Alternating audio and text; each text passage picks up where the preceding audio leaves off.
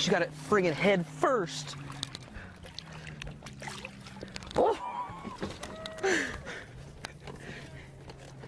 Dude, you want to talk about eating it? I can get it unwrapped around the camera.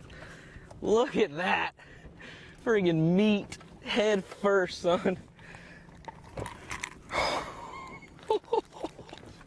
Oh, Lord, that's awesome. That is freaking awesome.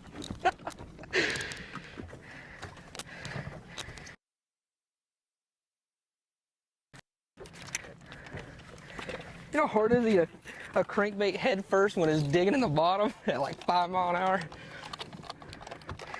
Not hard enough, I guess, for her. 4 3/4. Come on.